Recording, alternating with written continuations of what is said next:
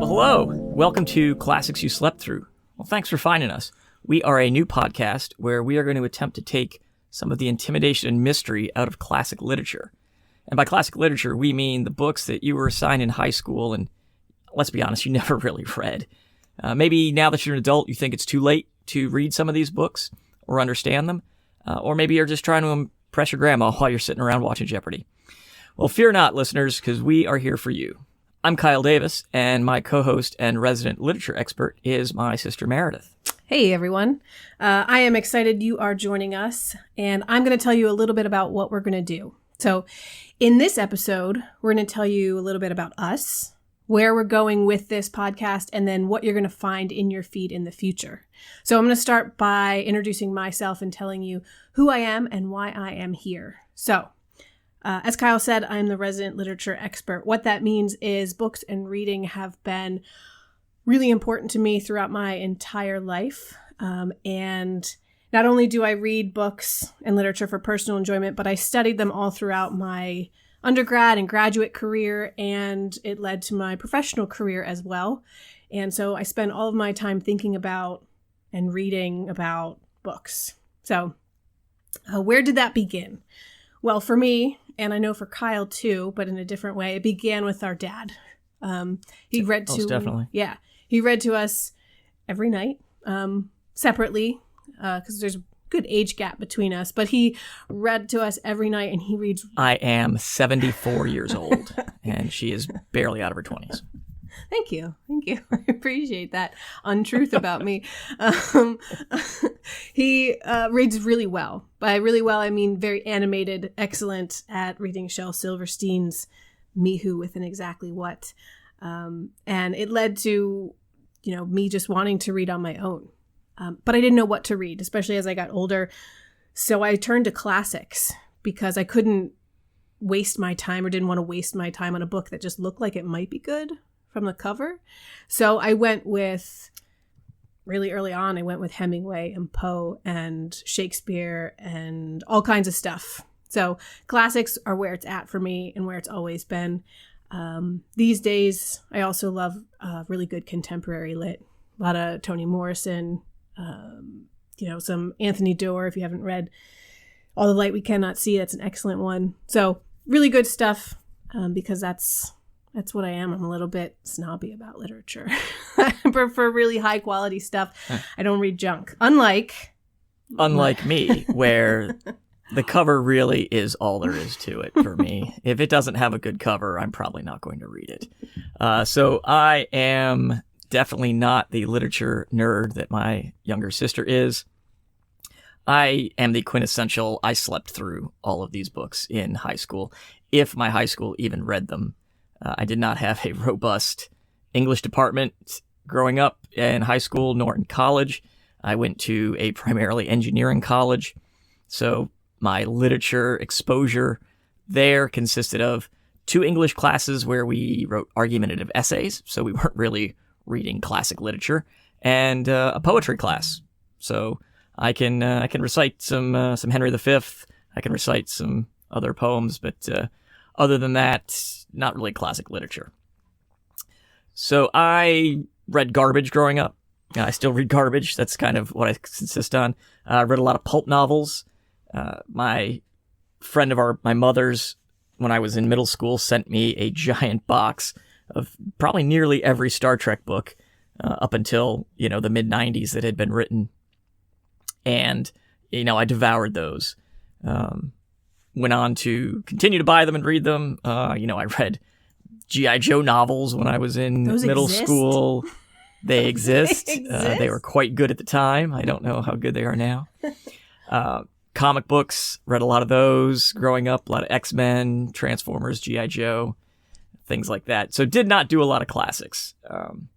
I did not like English in high school. I was going to be a math and sciences major in college. I knew that from a very early age, so I did not see a use for English. Later on, after college, I started to feel guilty about that. So maybe you as a listener are also feeling guilty that you hear all these books. Everything my sister mentioned, all those books, I have no idea what any of them are, honestly.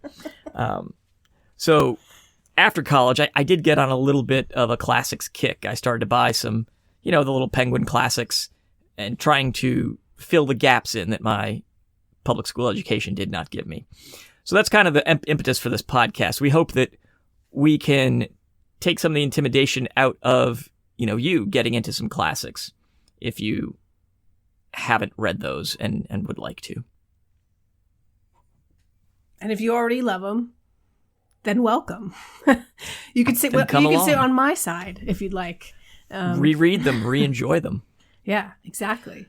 So, Kyle, where are we going with this podcast? So this podcast was built on sort of two parallel ideas. The first, as I sort of mentioned already, the reinvigoration and reintroduction of classics into the lives of adults.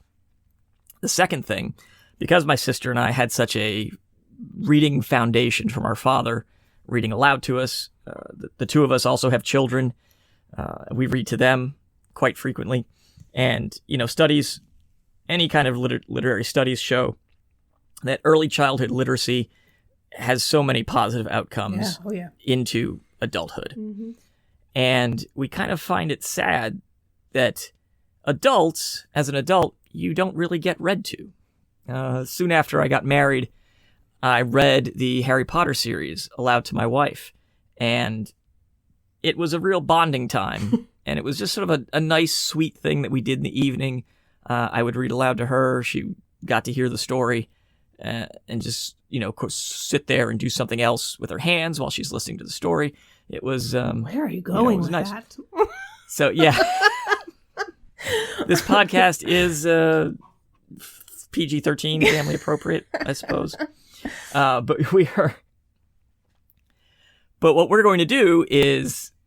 These classic books that we'll be reading, they are in the public domain, so we will post links to them in the show notes. You can download them and read along with us each week. Or what we're going to do is, in addition to our discussion pod that you'll find, we are also going to read to you. So you will find a second episode each week where we will read the week's assignment to you. Mm-hmm. Yeah. And by read... what I mean is these are not going to be audiobooks, so you're not going to really be... The difference, I guess, in that they're not professional audiobook productions. They are us reading to you as though you are sitting in our living room after dinner reading aloud with us. Doing something else with your hands. We won't ask. Possibly. This is a podcast. It's an audio medium. We don't know what you're doing with your hands. Feel free. And I love this idea, Kyle, I love this idea that we're going to read to people because I find that, and because of the career that the path I was on with a company called the Institute of Reading Development, my boss led the way in this regard in that we would read to each other. The supervisory staff get together and read to each other as part of our daily meetings. And it was wonderful. Kind of, I don't know if it was weird at first, but it was definitely anxiety inducing to read to your boss and to everyone else. And then as the years go by and the books go by, we all just end up crying in Zoom because it was all work from home over, whatever's happening at the end of a different book. So it was a really awesome, intimate bonding experience, despite the fact that we were quite far apart. And so that's what I want for our listeners, is to feel a connection to us and to the literature, or to us through the literature. And that's why I want to read to people instead of do an audiobook style. And it's a podcast, so it's completely non-intimidating and non-threatening. You can sit there in your car and listen to it. Mm-hmm. I personally retired from the Army recently, and I cannot imagine all of us getting together and reading to each other in the mornings. So maybe whatever job or industry you're in, you're not going to read to your coworkers, but you can jump on this podcast and we'll read to you. Yeah, we'll read to you. So speaking of reading to you, our first book is going to be Jack London's So our first book is going to be Jack London's Call of the Wild. There's no "the" in there. I did not know that. There isn't. Wait, let me look at it. Oh, there is a "the." There is a "the." There is. Okay. The Call of the Wild. So our first book is going to be The Call of the Wild by Jack London. It's short. It's brutal. It's good. There's a movie out with Harrison Ford, so you can, enjoy that along with us, or after, or before, or whatever. So you can really feel like you're in high school. Just watch the movie. Don't even listen to the book. Don't even read it. Just watch the movie. And as you watch the movie, remember that Harrison Ford's dog is actually an actor dressed in green, and he's petting a man's head. I want you to think about that. If you have not seen the behind the scenes of that, it is a joy to watch. So there's a lot to dive into with this book. And in your feed, you're going to find the read aloud of the first 5 chapters, which is roughly half the book. And then dropping soon will be the discussion of those chapters. And then the next 2 episodes, you'll find the final chapters, which are the last 2 chapters, which again are roughly half the book, and then the discussion as well. And we don't want the discussion to end with just us, because we'll talk to ourselves all day, standing on our separate or combined soapboxes about things. But Kyle, where will they be able to join the discussion with us?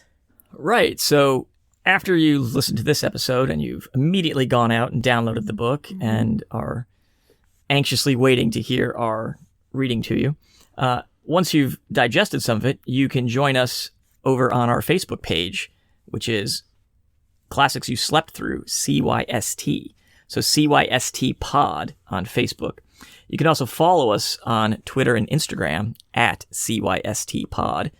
Or if you have other thoughts that maybe you don't want to make public, you can get in touch with us via email, cystpod@gmail.com.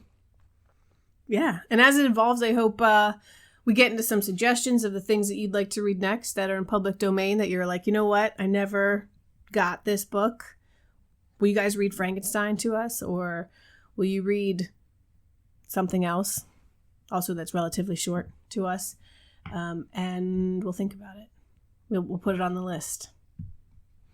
Most definitely. So we are very excited about this, and we hope that you're excited too, and that you follow along with us on this reading podcast adventure.